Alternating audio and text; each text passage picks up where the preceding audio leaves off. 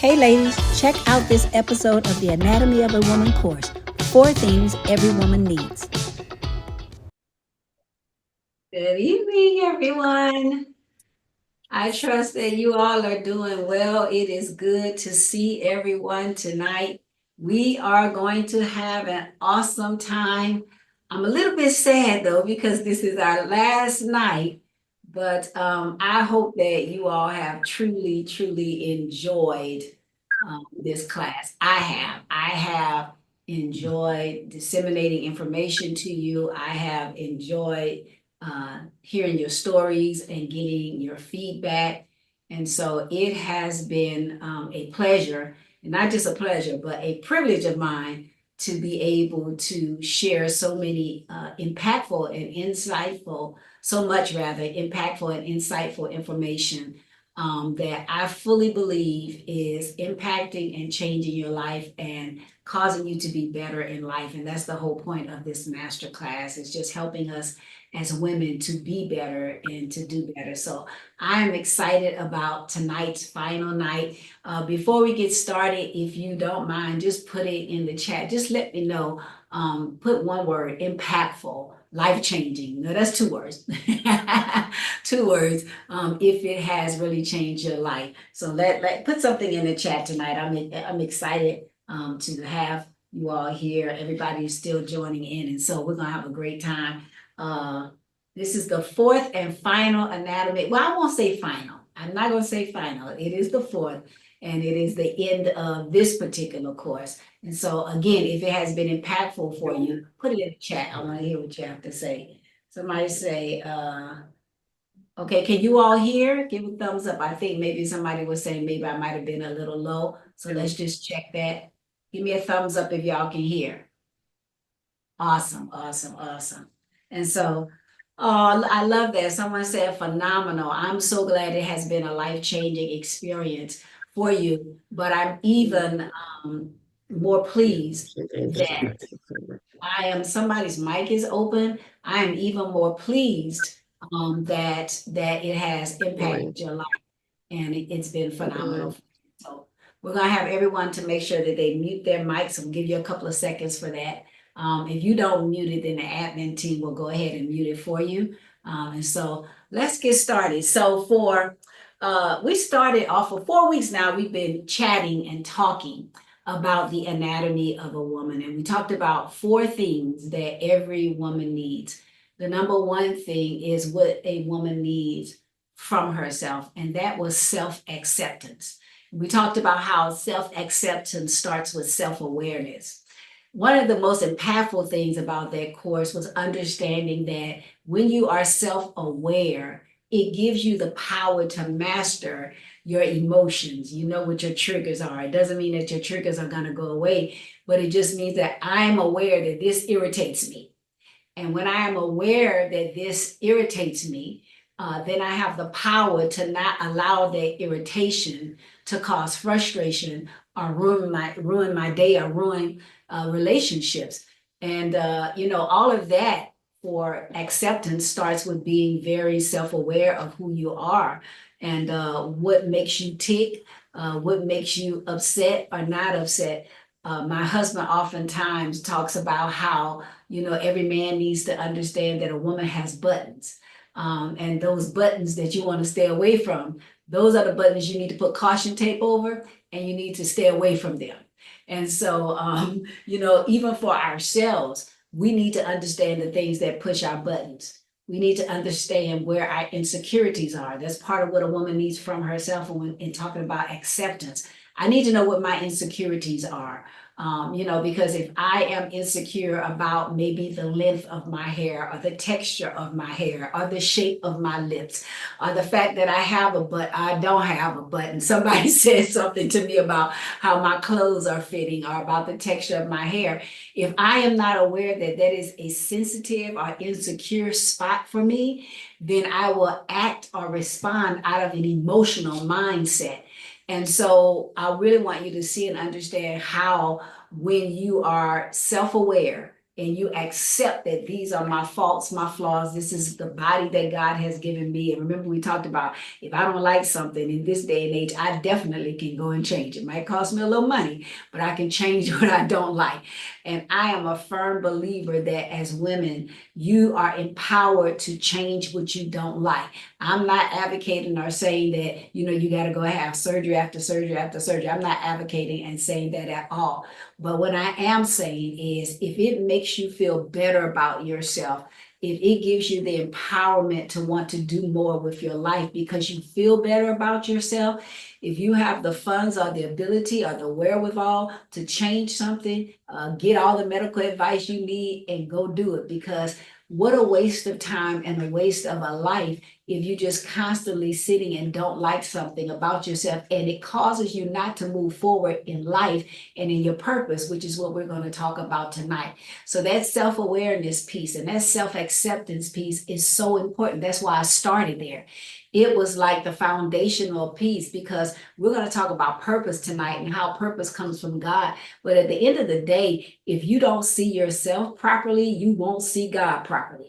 That's why I actually say, even though obviously God is the most important part, but I actually saved this particular part for last because I wanted to really get into your heads and into your minds about how you see yourself.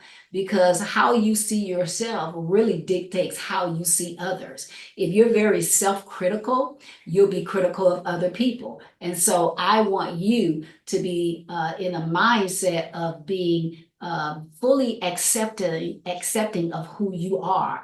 If you got a little OCD like me, that's who I am. I like stuff in place. I already know if stuff not in place, it's going to trigger me, it's going to aggravate me, it's going to agitate me. So I inform the people around me. I inform the people in my business. I inform the people in my family. I make sure everybody knows this is not good for me. If I walk into a house and stuff is chaotic, this is not going to be good. I am very self-aware. And so it's very, very important, that piece about acceptance of yourself and being self-aware, because it leads into the next thing. And that was what a woman needs for herself. And that was that accountability piece.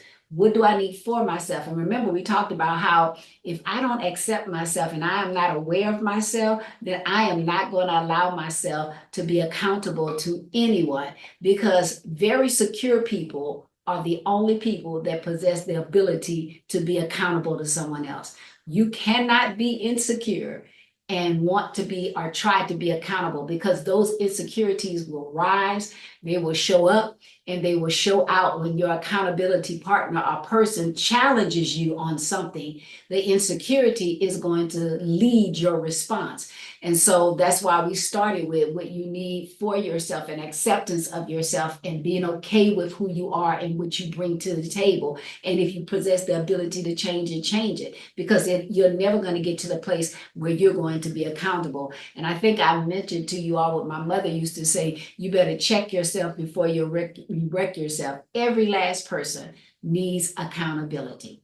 We need accountability for our personal lives. We need accountability on our jobs. And obviously on a job and in the workforce, we all have accountability partners. Those people are called our supervisors. You have to be accountable to them, and they are the people that get to check you. But even on your job, if you are insecure, your response is not going to be appropriate to your supervisor challenging you on being better, or maybe communicating better, or maybe being a little bit more professional in your emails or in your dress or how you respond to your team members. If you are insecure, that is never going to go well, because you will always, always, always blame either the team or the supervisor, because you don't possess the ability to look at yourself because you are insecure. Does everybody understand how that works? Give me a thumbs up if you're with me. If you're with me, give me a thumbs up. So all of these pieces are connected. And that's why I wanted to start in the way and navigate through it the way that we did, because all of this is connected. And so the third thing that we talked about, which was last week, was what a woman needs from her man. obviously starting with what a woman needs from a father or father figure. And we talked about how important that is, because the father or father figure helps you or helps you to shape how you see yourself. And so if you did not have a father present, or maybe it wasn't the right relationship, it is very important. This goes back to self-awareness. It's very important to be aware that I did not have the type of relationship that I needed with my father, I should have had with my father. And I have to be aware that that shaped in some ways until I address it and I'm aware of it. I have to know that that has shaped in some form my image of myself. And that's okay, because as long as I'm aware of it, I can do something about it. And so that's the point of raising this awareness about how important a father figure is in our lives, because maybe we all didn't have it, but if I'm aware of what I did not have, it helps me to then find supplement and replacement for those things that I didn't have. And it helps me to be aware that this isn't a relationship. So I know my triggers and I know what I'm looking for. And then we talked about how that leads into how you see the men in your life, whether it's a boyfriend, whether it's a husband. It leads, and it is how you choose. Your father figure or lack thereof also influences how you choose a man to be your spouse in your life. It impacts it. And so it's very important. There's that word again, awareness. It's very important that you are aware that your relationship with your father, or the lack thereof, has a direct impact on how you choose a mate. And so if you don't know your value, and understanding for a woman, understanding their value has a lot to do with having your father to implement and to download, if you will, those things in you growing up. And so if you didn't have that, then now you have to do your own work to understand what your value is. And part of what we're going to talk about tonight is that value doesn't just come from a father, because if you didn't have it, there is an eternal father that will tell you what your value is. And so it's okay if you didn't have it, because natural fathers, of course, sometimes they fail us. But we have an eternal father that will never fail us, and we can determine our value and know what to look for in a spouse, and know what we deserve, and know what we're entitled to and how we should be treated, and know that my spouse, my father, needs to be emotionally available to me. And at the end of the day, if a spouse or a father is unable to give you that, that's okay too, because the key is that you are aware. One of the principles that I've learned to live by is that people cannot give you what they do not have. I need somebody to put that in the chat. People cannot give you what they do not have. And sometimes, and particularly as women, we spend a lot of time being emotionally hindered and in emotional distress, because we want people, and particularly our parents and our spouses, to give us what they don't have. At some point, we have to realize that if a person is never emotionally available to us, they either don't want to or don't know how to. And so people cannot give us what they don't have. It's like demanding an apology from someone, right? And that person just does not get it. You have to decide in the moment, am I going to allow their lack of ability to apologize to determine my response, or to determine the course of the rest of my life, or how I function and move through life? Am I going to allow that to determine my emotional state, or am I going to take authority and I'm going to take control and realize and accept they either don't want to give it to me or don't have it to give? Because at the end of the day, people cannot give you what they don't have. And the sooner we look at relationships and we accept, and that's in any type of relationship, really, the sooner we look at those relationships and understand, or those people, and understand that they cannot give us what we don't have, the better off we're going to be. Because what that means is I've taken my power back. I've taken my control back. I'm not going to allow somebody else's lack or a lack of ability, or a lack of compassion, or lack of understanding, or lack of grace for other people to determine how I'm going to move through life. That's taking your power back. And in this course, one of my main objectives was to get you to take your power back. Take your power back over your own emotional state by how you receive yourself and accept yourself. Take your power back by being self-aware. Take your power back by being accountable. Take your power back by understanding what a man brings to the table, what you need and whatever, and being able to identify the things that you didn't have so that those things don't cause you or influence you to choose incorrectly. So, yeah, I see they putting it in the chat. People cannot give you what they do not have. Someone said that was a hard realization for me. Yeah, and it's a process to accepting that people cannot give you what they don't have. But the sooner, literally, the sooner you accept that, the sooner you become free. Because you are now freed from somebody else holding power over you because they can't apologize or because they can't be emotionally available to you. That's one of the main ways that you can take your power back. And so somebody put in the chat, I am taking my power back right now. So let's move into tonight. Obviously, God in this whole factor is the most important aspect of what we're talking about. But like I said earlier, I started from a different angle. And for a lot of people, the question may have been, or you may have thought, I wonder why she didn't start with God and purpose and assignment. Because the very reason I said earlier, the main reason is because I wanted you to begin to see yourself differently and to accept and look at your positives and what you bring to the table as opposed to what you feel you lack. Because we see God and the world and other people through the lens of how we see ourselves. So, for example, if you see yourself as compassionate and loving, you see yourself as empowered, then you're going to see the world and people in your world in the same way. But if you are very critical of yourself, very dissatisfied with yourself, very insecure about yourself, then that is how you will see the world and people. But most of us don't stop to think that literally that's how we will see God. So for instance, if you were raised to think that God is going to get you, that when you do get bad things, God punishes you, whether you were raised that way, whether you heard that in church, whether you heard that in society. A lot of times we get that kind of mindset about God from society because we'll say stuff like we can't explain, like hurricanes and things like that, tsunamis that take people's lives, or school shootings, and all this type of stuff. Well, the things we don't understand, we tend to blame God for. And so, like in case of hurricanes and tsunamis and all of these natural disasters, if you will, that oftentimes take innocent lives. We call them, or the news media, you will hear them calling them an act of God.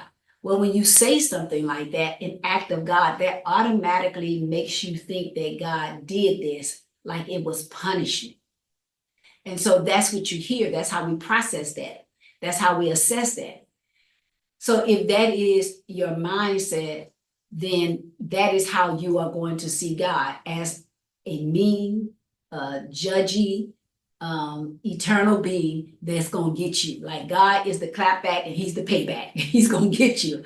And so how you see yourself has a lot to do with how you see God. Your experiences, how you were brought up in this culture, in your home, your traditions, have a lot to do with how you see God. So I wanted to start again with how we see ourselves, so that you have a positive image of yourself. So then that positive image of yourself will lead to you having a positive image of God. Because that matters. It matters. And so the fourth and final thing that we're going to talk about is what a woman has from her God. And what you have from God is purpose. Purpose, or assignment, we could call it. Okay? And that's really twofold. So what we have from God is purpose. Purpose is what you have been created to do. Purpose is what you have been designed to do. Purpose is that overall viewpoint of what you have been created and designed to do. Assignment is how you carry out that purpose. Everybody with me, give me a thumbs up, okay? Purpose is what the overall picture of what God has created and designed you to do. Assignment is how you're going to carry that out. So from God, what a woman has from her God is purpose, assignment, authority, and anointing. Those are the 4 things we're going to talk about tonight. A woman has purpose / assignment, authority, and anointing. That's what God has given, not just every woman, but every being that God has created. You were created with that in mind. So truthfully, even if you are not or do not see yourself, for instance, as a child of God, you were created in the image of God, and everything that God creates has a purpose. So I want you to understand right here that purpose has nothing to do with how good you think you are. And when I say good, I mean morally good, because a lot of times we feel like I should be doing better in life. I should think differently. I should treat people differently. I should be making different choices. I'm not really, quote unquote, living right. I want you to understand tonight that none of that has anything to do with your purpose. Because before you ever got on this earth, the book of Jeremiah says that God had you in his mind before you were ever in your mother's womb. So that clearly indicates and teaches us that how you feel about yourself has nothing to do with your purpose. Because the purpose came before you developed, before you were even born, or before you could even develop any type of image about yourself. And it has nothing to do with how good or bad you think you are. Purpose was there before you formed any opinion of yourself. Ooh, I like that line. I got to repeat that one. Purpose, that was hot off the press right there.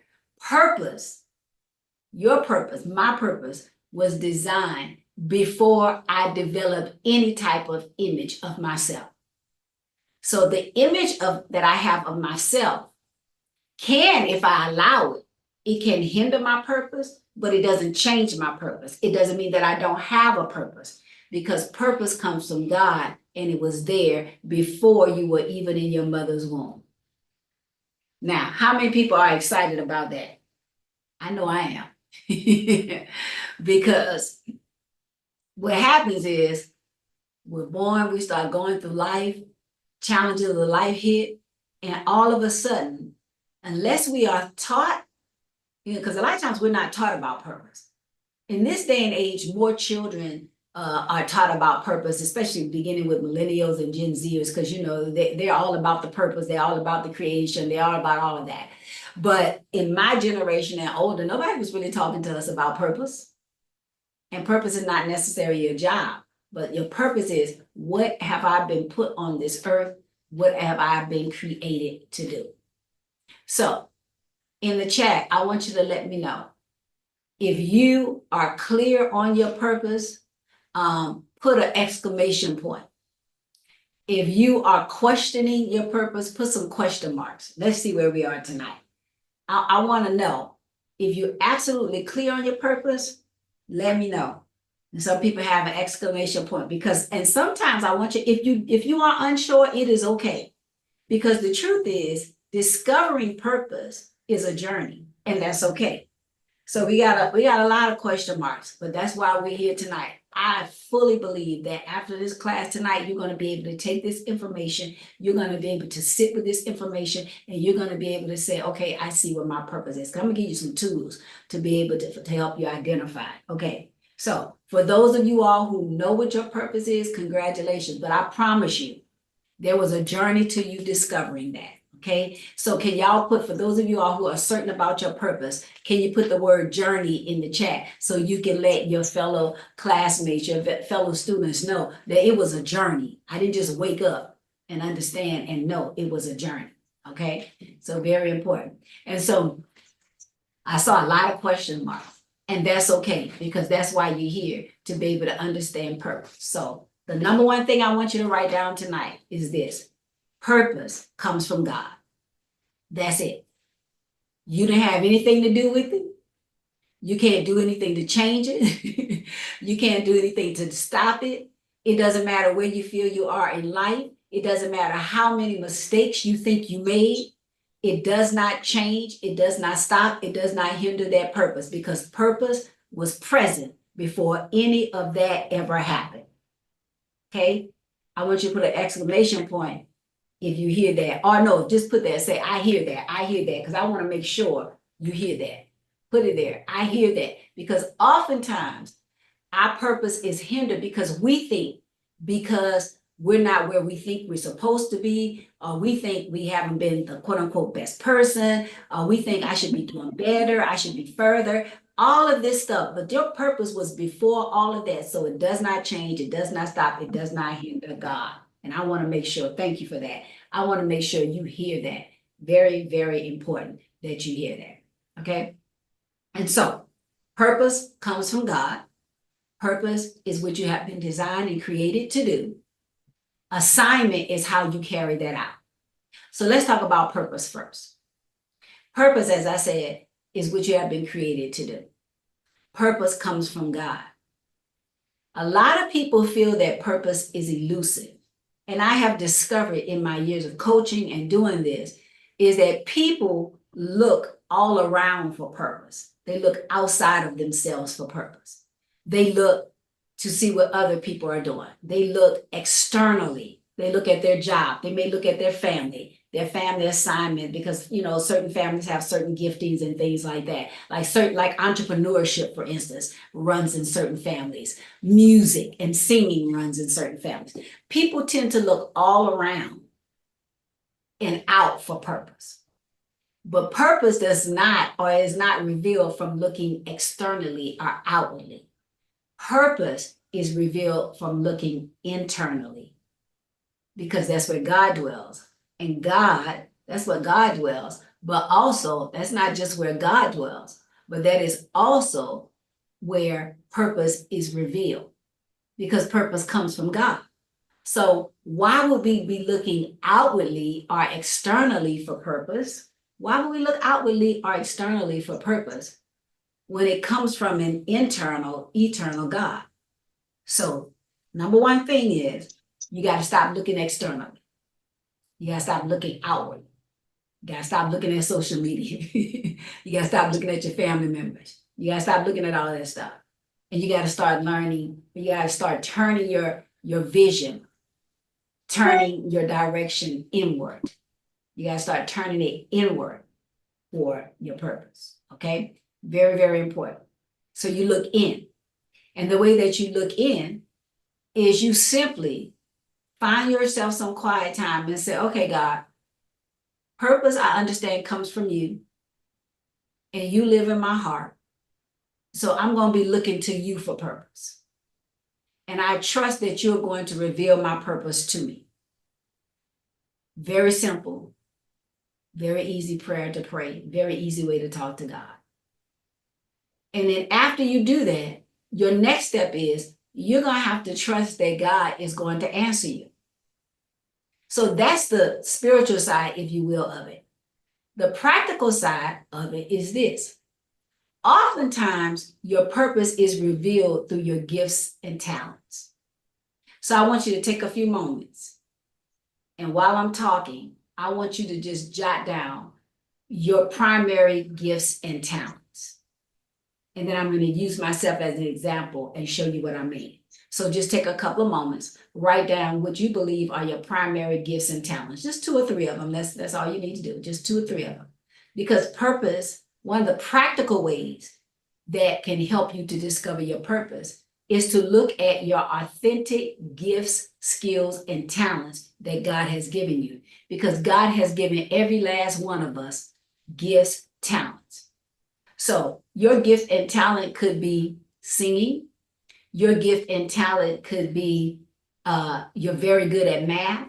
Your gift and talent could be you're a creative. You're very good at creating things. You could be an organizer. You could speak well. You can communicate well. People really like you. You're very easy to get along with. Yeah. What are the main things? Think about what are the main things that people say about you that are positive things that people say, you know, you're really good at. you do this really well. So if you don't know exactly what those are, think about what people have said to you, because that's one of the ways that you're going to be able to identify and discover your talents and your gifts that God has given you. So for example, y'all writing it down? Very good, very good. Okay, so for me, I have always been, let's see, good with people. Okay. So for example, when I went away to college, my mom, she was encouraging me to become a nurse because, back in that day, you're looking for a good, solid 9 to 5 career.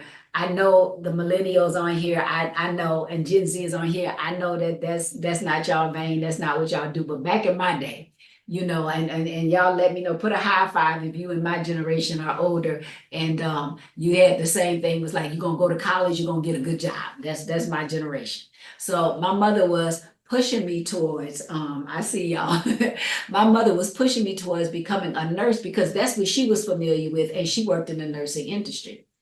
But I knew that that wasn't gonna work because I think I nearly failed biology in high school, because the moment I walked in there and saw that cat up on that table, that was over with. It was a done deal. How many of y'all remember biology when you had to dissect the cat and the frog? How many of y'all remember that? Yeah, that was over. I didn't even make it through the class, and I already knew that ain't my calling. So I knew that wasn't it. So that was out the window. And so y'all are laughing. I knew that was out the window. Anybody else besides me, that was out the window. I knew I wasn't going to do that. And so by the time I got to college, though, I started trying to figure out what I was going to do. And I went towards accounting. Well, after talking to some accountants and going to a couple of accounting classes, I was like, this ain't for me. Accountants are pen and paper. They're not really bothered with people. All you're doing is crunching numbers all day long. I knew that's not for me. So at some point in college, I was introduced to a personality test. How many of y'all familiar with the personality test? And if you have not taken one, you can actually go online and you can find one and you can take one. And so I took this personality test, and basically the personality test, it showed and it indicated to me that I was a people person. That's what I was.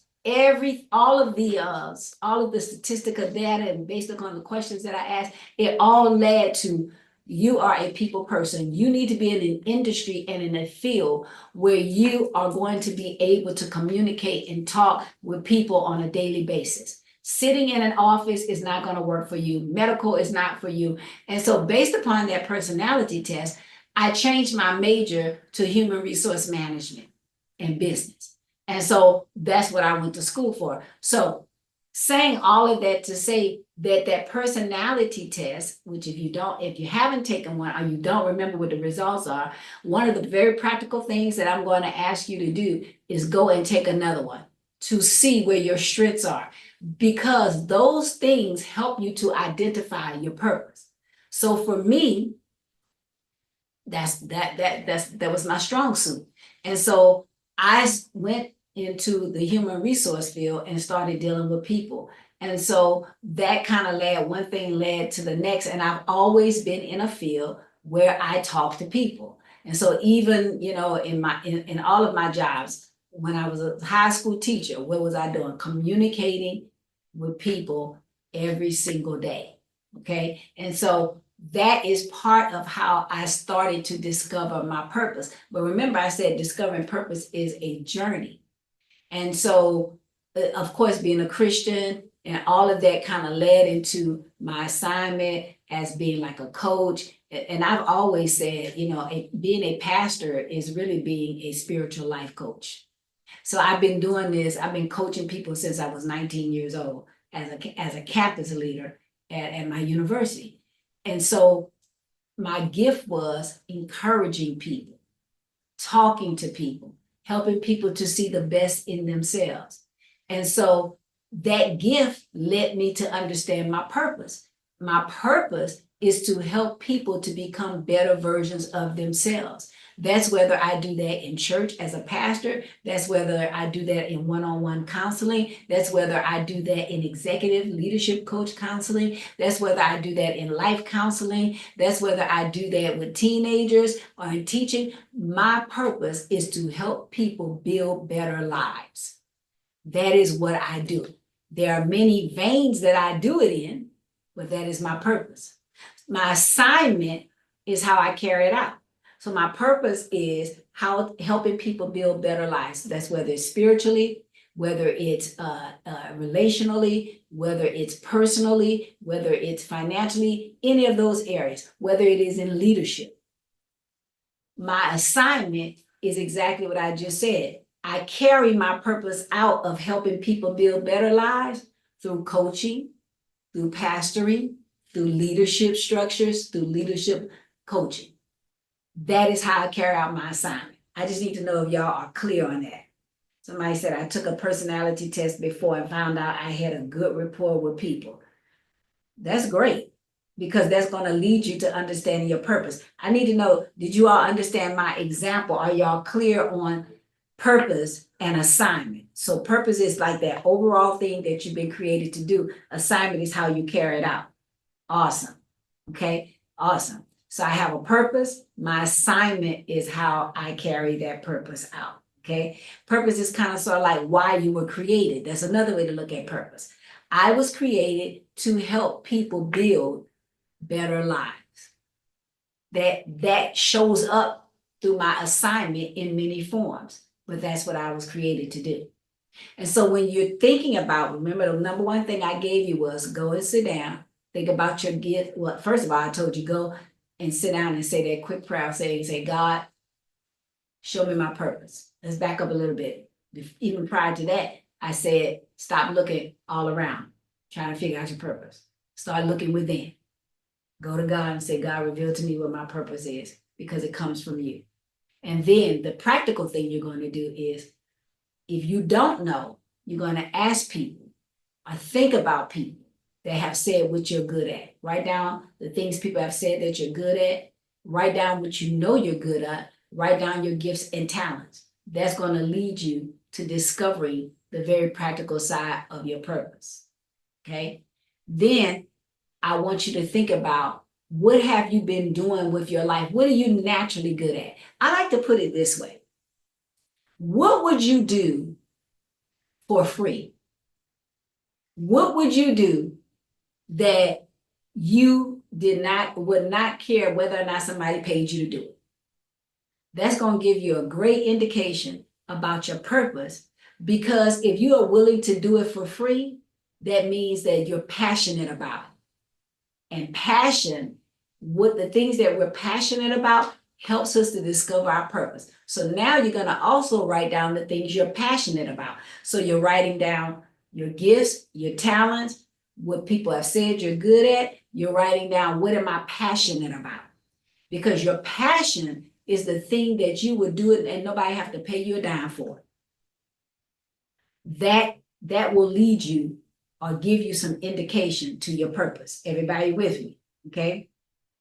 Someone asked a question, is it safe to say that our purpose is a lifelong journey with multiple purposes? I think I understand what you're saying. I would say discovering purpose is a lifelong journey, because there are different aspects of purpose that is revealed as you grow in life. So, for instance, one of my assignments in my purpose is being a pastor. That's not the only assignment, but one of the assignments is being a pastor. I did not see that aspect of my purpose until 15 years ago. But that aspect, I wasn't ready for it to be revealed to me. So when you say purpose is a lifelong journey, it is, your purpose doesn't change, but certain aspects of your purpose is revealed to you as you journey through life. Did I make that clear? Do you understand that? Tell me whether or not you understand that. And I want to know if everybody else understands that. Because everything that you're purposed to do is not going to show up all at one time. Okay, everybody's saying they understood, awesome. And I thought that is a phenomenal question, because I do think we live in a society and a culture where sometimes because we talk about purpose all the time, a lot of times people think that everything about your purpose is going to be discovered at one time. That is not actual factual. Your purpose is like this huge big ball. You understand? Let's look at it this way. Your purpose is like the orange, right? And as you peel the orange and you take off different layers, each piece of orange is like a part of the purpose. But all of those things, of the whole orange together, creates the entire purpose. I hope you understood that. Yes, somebody said, yes, that makes perfect sense. Awesome. Because it's going to be revealed as you prepare for it. And that's a very important question, because one of the things that it helps us to understand about purpose is in particular, because purpose comes from God. God will never reveal or put you in the next, let's say, level or the next assignment of your purpose until you master where you are. Because God's never going to set you up for failure. You know, your gifts and talents. It's important to know what your gifts and talents are and your passions are. That's why I told you to write them down. But if you don't have the right character, and that's why we talked about being self-aware. That's why we talked about what you need from yourself. That's why we talked about accountability, because all of those things are character building things. So you can have gifts and talents, but if you don't have character, you have to have your gifts and talents alone. And we see this in our culture, can take you to a place that your character cannot keep you. So we just think about athletes that have a lot of money, or athletes that are let's look at LeBron James, because I think we probably all are familiar with LeBron James. LeBron James, to my knowledge, we have never heard anything, bad about him in terms of character, in terms of, mistreating people, his family, or anything like that. I've never heard anything about him. He's to my knowledge, sort of kind of like the model, him and Steph Curry, if you will, of what, athletes should look like in the family, in the community, and in philanthropy. They're kind of like the model of it, because we've never heard anything about their character. They have gifts and talents, but they have character that has been built to sustain their gifts and talents. But we can think about some other athletes, we won't call any names now, but we can think about some other people and some other athletes that have as many gifts and talents, but they didn't have the character to sustain it. My point is that when you talk about purpose and how purpose comes from God, God will never move you to the next level of that if your character is not able to handle that. So it's kind of like people want a platform without process. So God will reveal the different levels, if you will, aspects, if you will, of your purpose as you master the level that you are on. And so, for example, with me, reasons why I didn't just jump out and become a pastor as soon as it was revealed to me that part of my purpose and my assignment was to be a pastor. What I did was I went to my accountability people and I said, hey, this is what I see. This is what I believe God has said about me. And what did they do? Those people started preparing me for that. And when my character was built to be able to handle people, then I was released. Then God freed me. Then God said, now it's time. Because before that, I probably did not, matter of fact, I did not have the character to sustain that. Because when you're dealing with people, and particularly in like a ministry type aspect, this is not a job. You can't just fire people. You can't just dismiss people. That's not what you do in this area. So that means that you have to have the character to be able to handle people and all of the stuff and the disappointments and, all of the things that people bring to the table without it influencing how you lead people. Very important. And that's not just true of pastorship. That's true of many things in life. You have to make sure that you are at the level where you don't allow how people treat you or people's failures to influence how you function.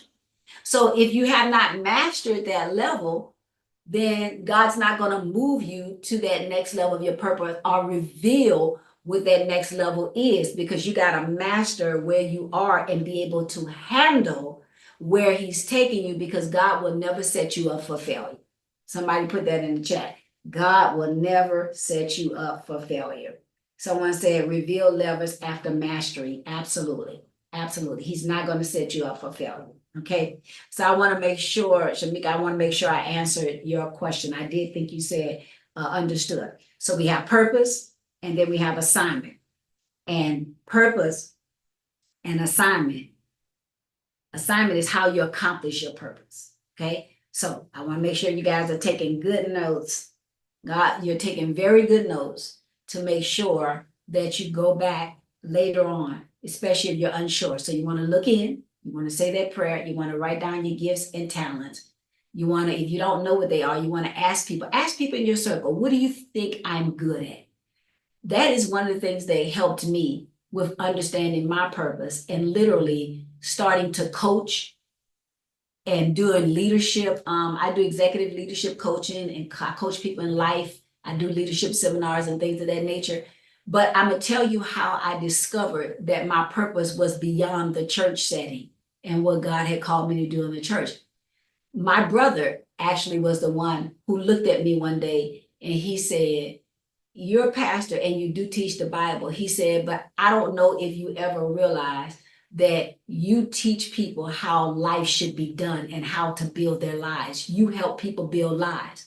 It was in that moment that it was revealed to me, this is another level of my purpose. Because all up until that point, it was strictly me doing the ministry thing. I did not realize that all along, I was automatically just helping people build their lives in different aspects, and particularly in leadership and personal coaching. I was doing that, but I didn't even realize I was doing that.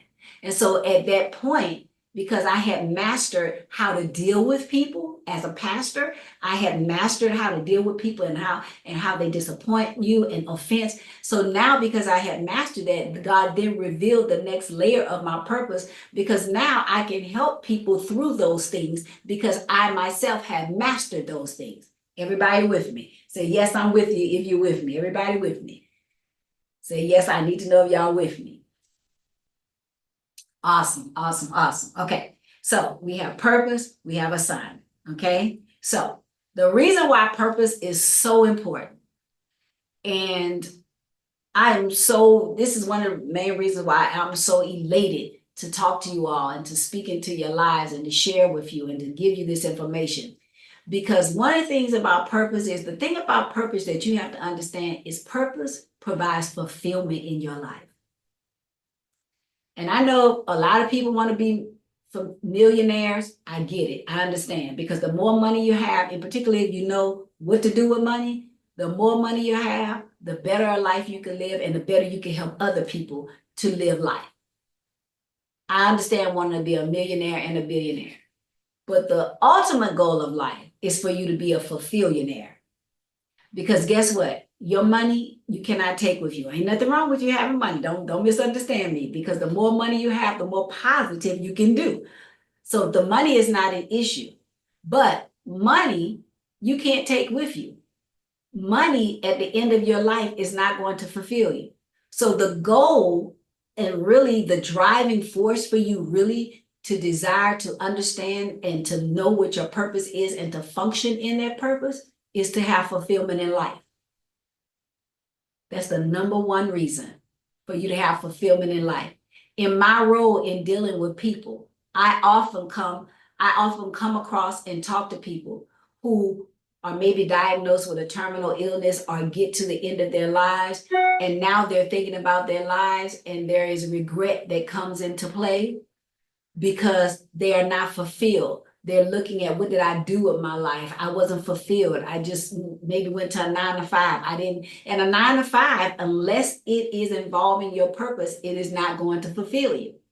And so they look at their lives. So you want to be a fulfillionaire in life. Somebody type that in the chat. Fulfillionaire. I'm here to be a fulfillionaire. Absolutely.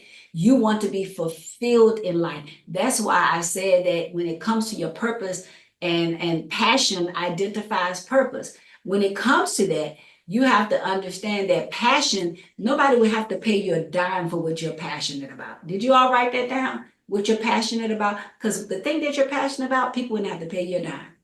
You would do it for free. And so it's very important that, and that's not to say you should do it for free, because I don't want you to hear that. but I want you to hear that you would do it for free. And that's the thing you have to figure out. What is the thing that drives me? What is the thing that I will stay up all night to get done? What is the thing that it doesn't matter how much loss of sleep I have, I will do it anyway, because this is the thing, that passion, that is the thing that will fulfill you. And that's why you need to understand purpose, because you want to be fulfilled in life. Very, very important. Okay. So purpose is not elusive. Purpose was there from the very beginning of time. Before you were even in your mother's womb, purpose was there. It is not elusive. So I want you to lose the thought, eliminate the mindset that, oh my God, I can't discover my purpose. I don't know what my purpose is. No, purpose is revealed. And so it's not elusive from you. You just got to sit in it for a moment. And most of you all on here have lived at least a bit of life where you have some track record where you can go back in time and say, okay, I see a pattern here. I see a pattern. Like in my life, there was a pattern. I was always in some type of leadership circles. I was always talking to people. I was always helping people with life. There's a pattern. What is the pattern that you see? It's going to reveal the passion. It's going to reveal those things, and it will help you to discover your purpose. Okay. The next thing, because we talked about authority. We talked about assignment and we talked about purpose. The next thing I want to talk to you about is you've been given authority to fulfill your purpose. Okay. And that authority is you've been given an influence. So your gifts and your talents, your passions that God has given you, He's given them to you to influence a situation, a person, a system, a thing. So once you figure out what your purpose is, you have to understand that you have been given authority, or AKA influence, to impact a system, to impact a person, to impact your family, to impact your job. You've been given that purpose. You've been given that assignment. You've been given that authority because God wants you to use that influence to impact something. So that's the next question that you're going to ask yourself. Once you're clear on your purpose and your assignment, what am I supposed to be impacting?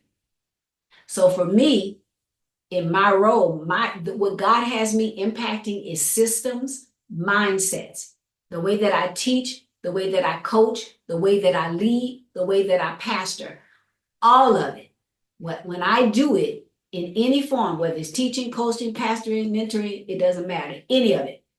When I am fulfilling my purpose and my assignment, I am impacting the way people think. I am challenging the way people think.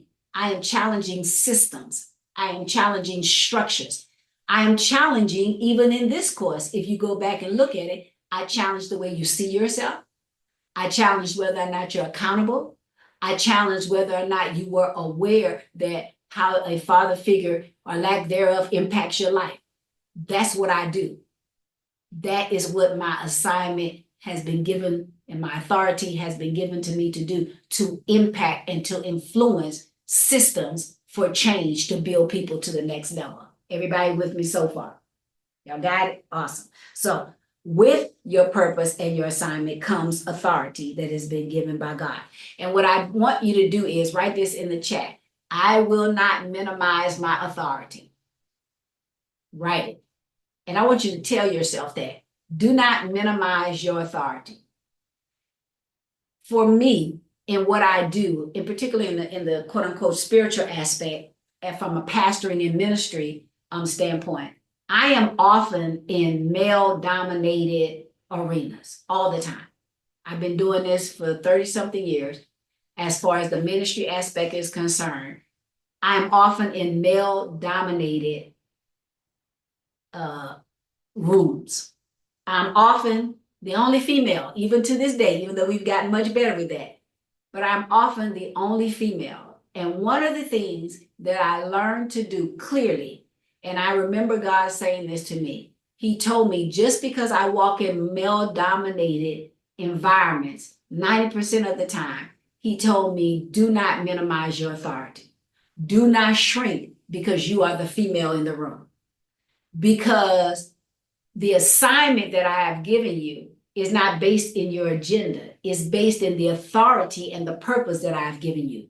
So don't minimize or shrink back because you are a woman. And as women, we have a tendency to do that. We have a tendency to minimize our value and to shrink back. What I'm telling you is that when you are confident in your purpose and your authority, I'm not talking about being arrogant. I'm talking about being understanding your power to influence a situation.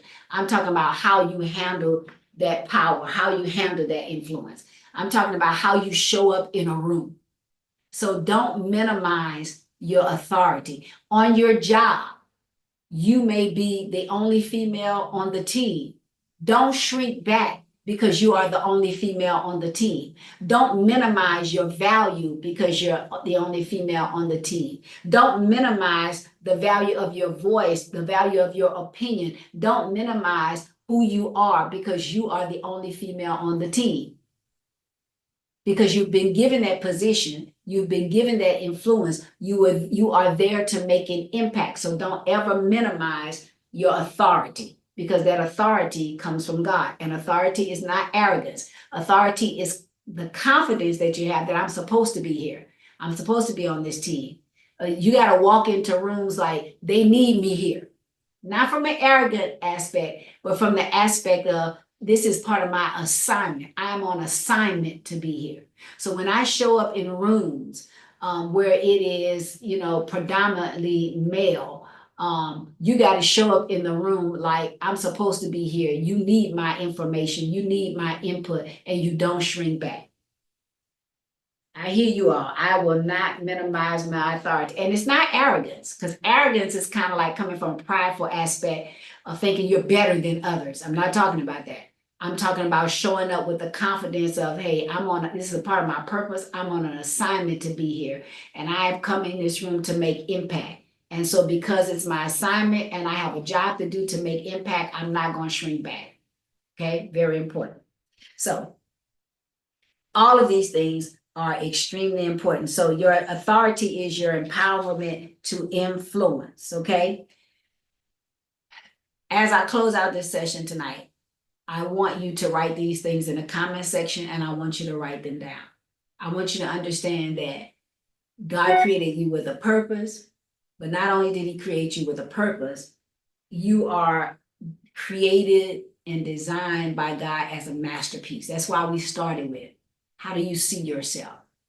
Because I want you to start seeing yourself as a divine creation masterpiece from God. With all my flaws, with all of the things I don't, you got to remind yourself, especially when you are not feeling so good about yourself. You got to remind yourself, hey, I know exactly who I am. I was created in the image of God. I have value, okay? You were divinely created by God, but you also have a divine purpose. I want you to understand that about your purpose. You were given a purpose because there is some impact, again, on some person, some system, some culture, some community, some job that God wants you to make. He's giving you that authority, that assignment, that influence. He's giving it all to you to make an impact on somebody. I don't care if you feel like I'm a stay-at-home mom and that's what I do. For this season of your life, your purpose is to impact a future generation. And that is valuable and that is important. Okay? Valuable and important. So no matter what you are doing, you have to look for, in every aspect of your life, you have to look for and say, the things that I am doing now, how am I supposed to be making impact on these things? What am I supposed to be doing in making impact in these things? It's very, very important. Okay?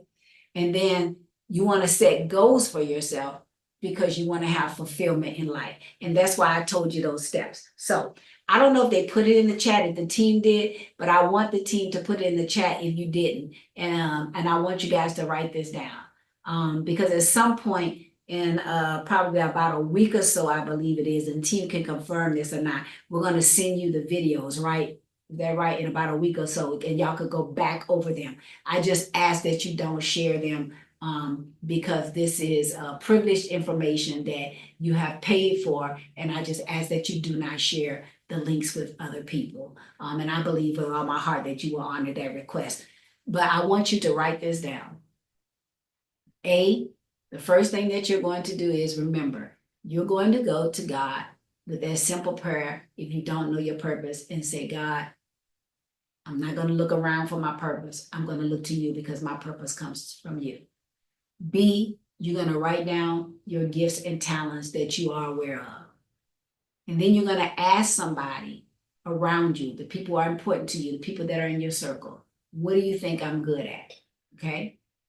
Then you're going to ask yourself, what am I passionate about? Now, one of the things that you may notice is once you do the second part where you list out your gifts and talents and you ask people what you're good at, and then you start thinking about your passion, it might be revealed to you in number 2. You may just go right back to it and say, oh, these are the things I'm passionate about. Because oftentimes when you write those things down, there's like an awareness, oh, this is the stuff I'm passionate about.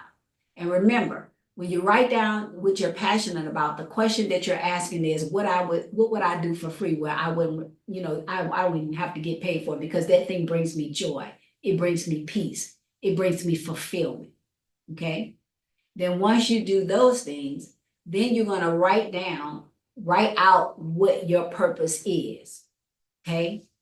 And then you're going to ask yourself, how can I fulfill this purpose, or how should I be fulfilling this purpose? And you're not going to overwhelm yourself, because truthfully, probably nearly 100% of you all, because this, again, I've done this for a while and I know it personally and I know it from mentoring and counseling people.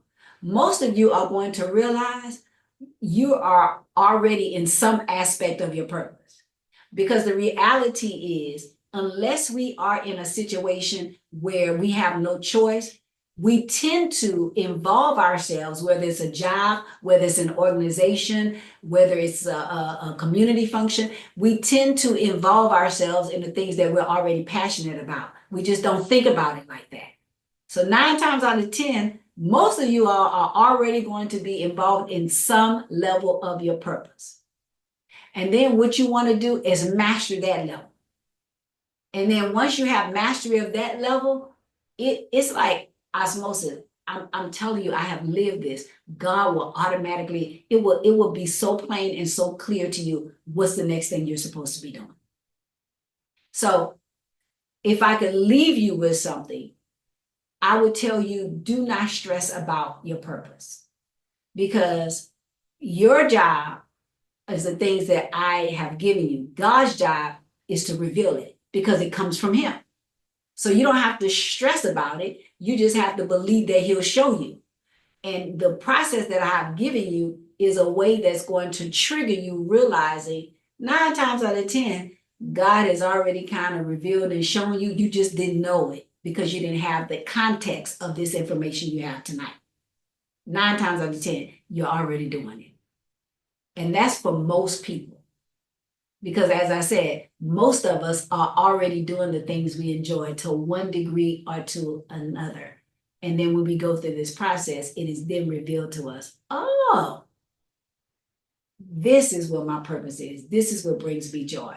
And then once you're there, the sky's the limit. It's the same process for every layer, like we talked about peeling of that orange. It's the same process. And every layer you master, you're going to go to the next layer, the next layer, the next layer, the next layer.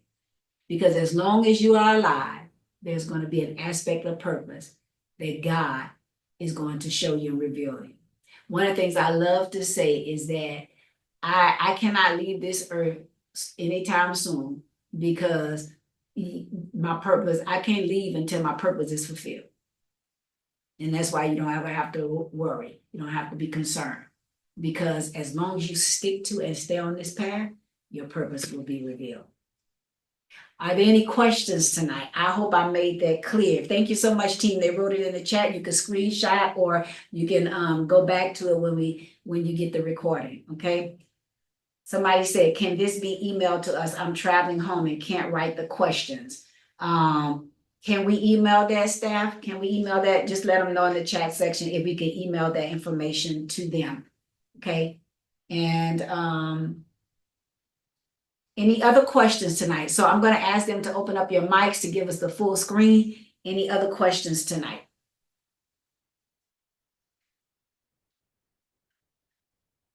Okay, I see a question from Kimberly Green. If y'all can open her mic, or Kim, you can open your mic. Okay, so I think I commented earlier when you asked about, you know, what your purpose is. And I know I put a question mark, and then I went back and I said, I know it, but I guess I just feel I guess I'm being combative about it, and I'm trying to get my mind back to it. God has revealed to me multiple times that that women is my purpose, is my ministry. And the way that I was doing that was through my makeup artistry. But I guess the flesh side of me is like, I don't want to do this anymore because I gotta figure out, okay, how I'm gonna build up my clientele again. I let all my clientele go when I decide I don't want to do it anymore. So I think the stress of it's become a little stressful. When you said don't stress, but it's come a little stressful trying to figure out like, okay, how I'm gonna do this again? Because I know this is what God wants me to do. I know. I just don't want to do it. I think that what many of us deal with is fear of the unknown and fear of failure, and that's why we don't start. And so what I would encourage you to do is just start. I don't care if you call up one client and say, hey, the next time you need something, I'm back in business. You just got to start. Okay. I can use my own self in example, even like in this course. I've been doing coaching for many, many years. This is you are the inaugural inaugural team, if you will, for me doing a masterclass. Some of you on here have been knowing me long enough to know that I've been doing this for a while. But even for me, it was just start.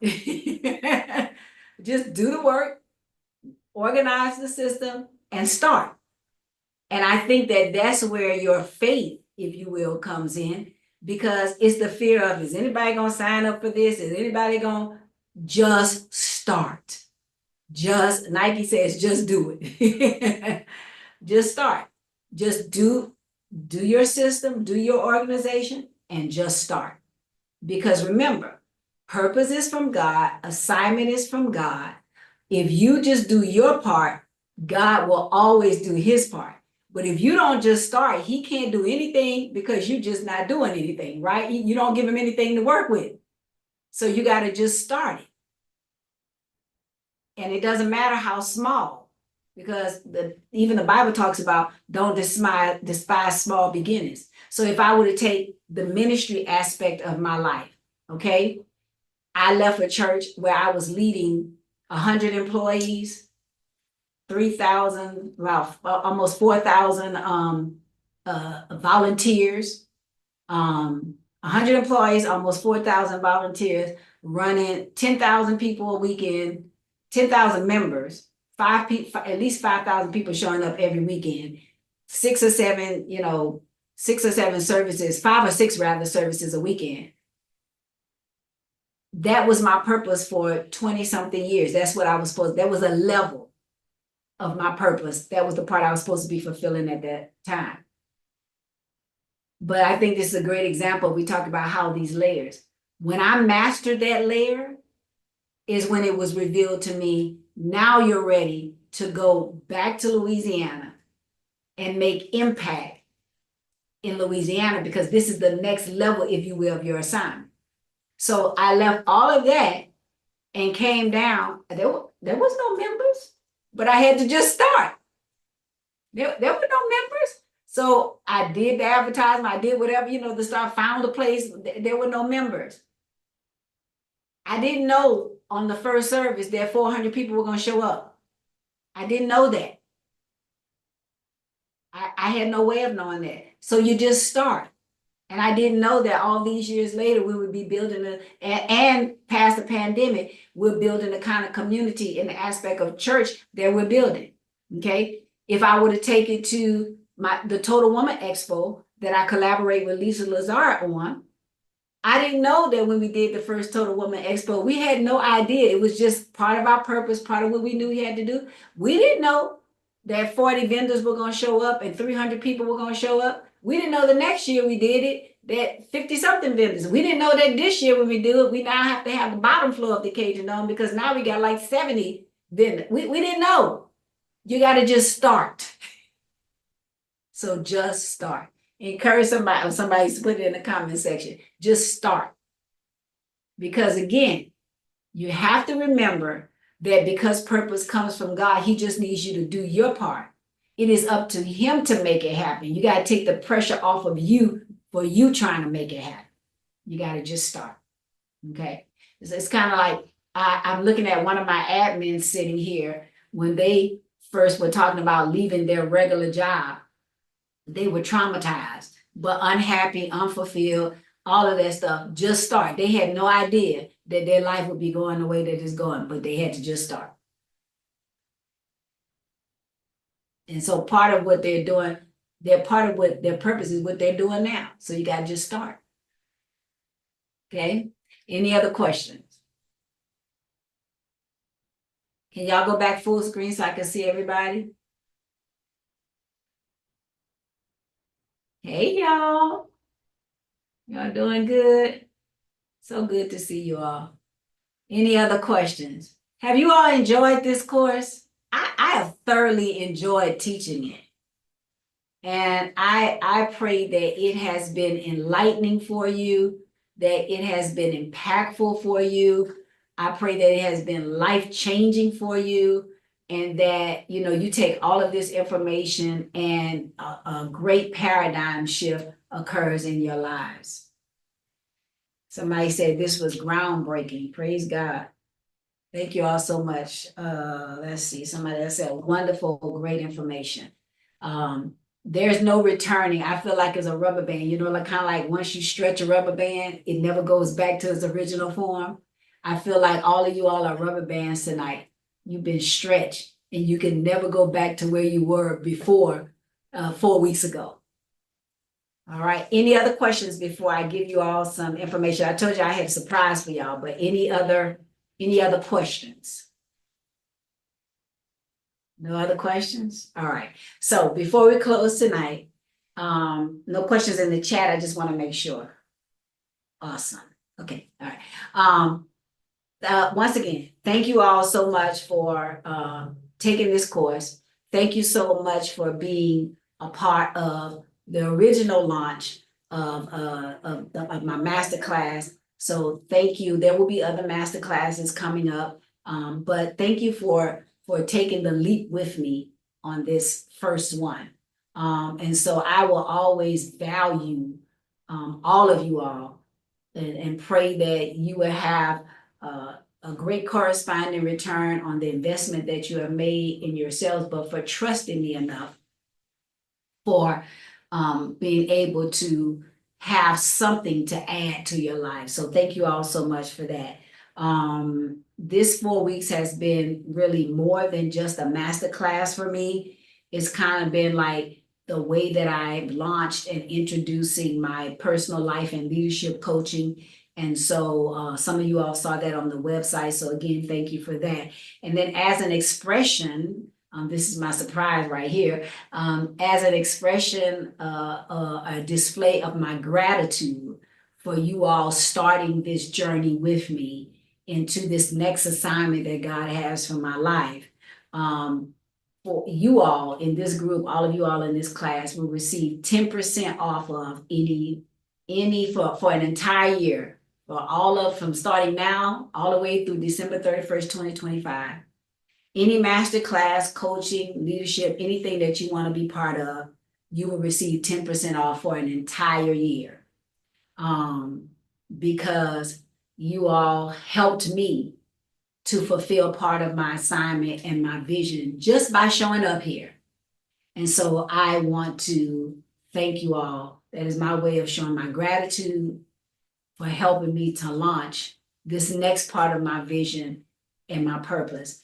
And so not just sowing into you all to help you to launch your own visions and your purposes, but I want to sow that into you all. Okay. I don't think we have any questions. Do you all mind if I pray for you all? So, Father, I just thank you for all of these ladies that are on the call tonight, all of them that have taken this journey with me. I thank you, Father, that because we know that purpose comes from you, if there's anybody on here who is not clear, I thank you, God, that you will reveal the purpose and they will be clear, and that their journey in life, God, will be maximized from this moment forward, that they will have joy and fulfillment in life like never before, and that they will understand that they are valued, they bring much to the table, and that you have given them an influence in their spirit, in their circle, and in their world to make impact.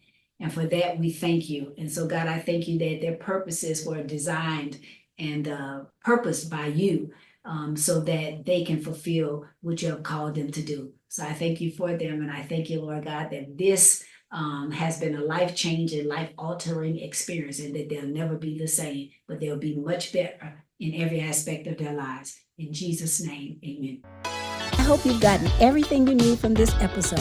Thanks for watching, ladies.